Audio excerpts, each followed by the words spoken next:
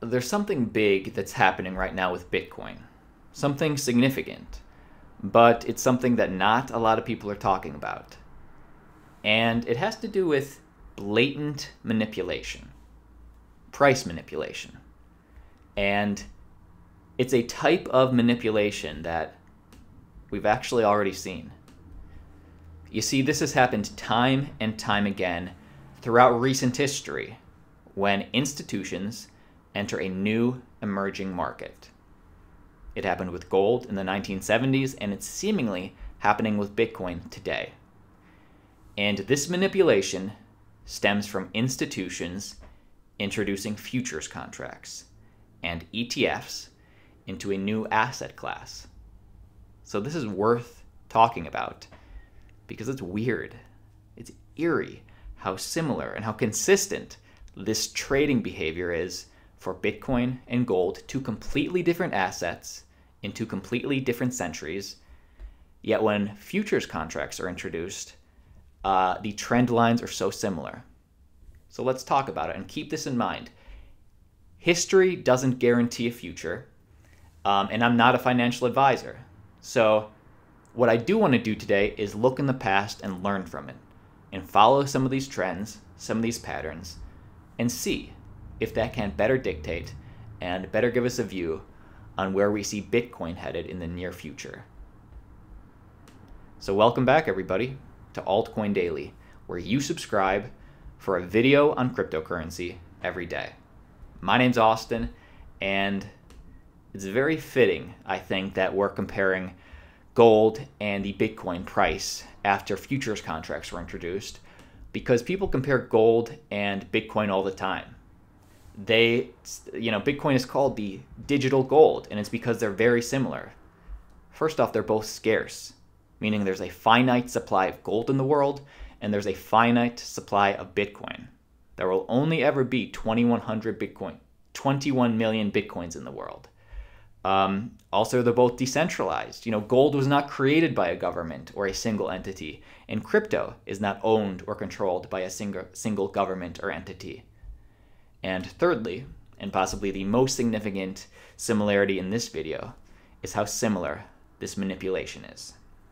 Because let's check this out. This is a chart of the gold price from 1969 to 1975 compared to a scaled Bitcoin price when Bitcoin futures were introduced at the beginning of this year. And it says scaled Bitcoin price because it's scaled for us to better compare them, since gold has been around so much longer than Bitcoin. So don't take this verbatim, but I think this is important because we can learn some basic generalities.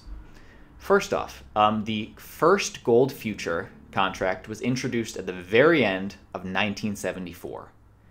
And what happened in the months, in the years for gold, this orange line, what happened with gold in the months and years leading up to the Bitcoin futures contracts? Well, there was hype. There was excitement. The market responded positively, and the market grew. And a similar thing, as you see here, happened with Bitcoin.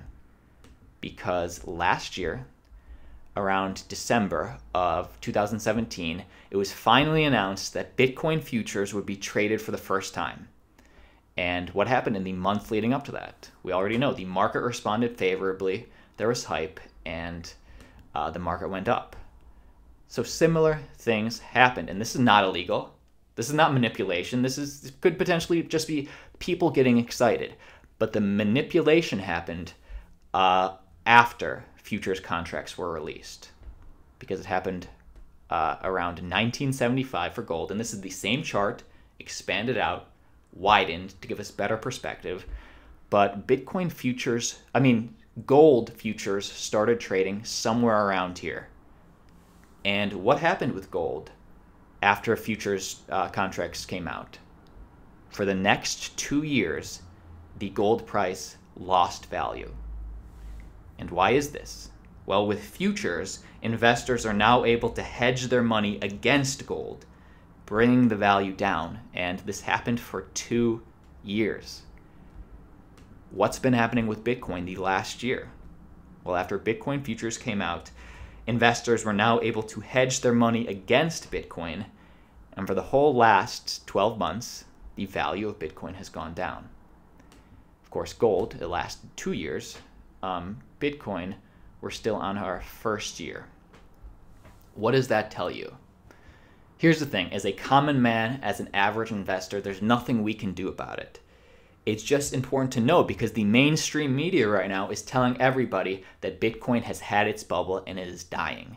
And if we look at the charts and we compare similar trends with similar assets when futures were introduced, we can see that it went down, but it did eventually come back up. And team, this is not a secret. We knew this. This article actually came out in December of last year. But let me talk about Bitcoin ETFs, because this is an article that just dropped earlier today, but according to the BitPay CEO, Fidelity and Bakkt will drive the next major Bitcoin rally.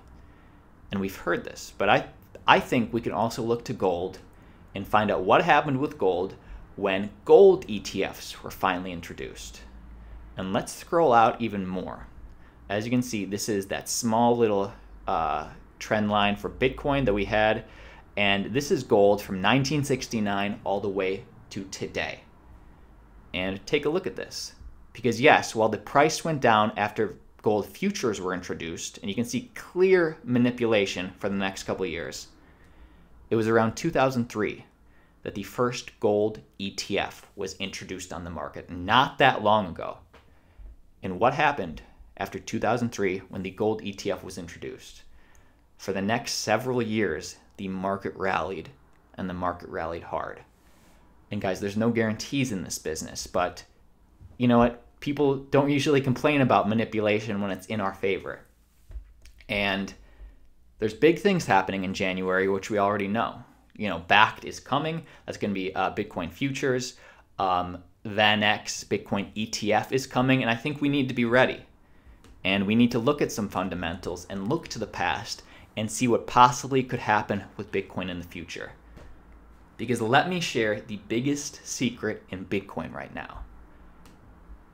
Fidelity and VanEck and Bakkt and ICE, the Intercontinental Exchange, they're not investing in an asset that is just, 66 billion in market cap, does about 6 billion in volume every day, because Bakkt and Fidelity and the Intercontinental Exchange is, people like the New York Stock Exchange, they have trillions of dollars in assets, and they do hundreds of billions of dollars of volume per day.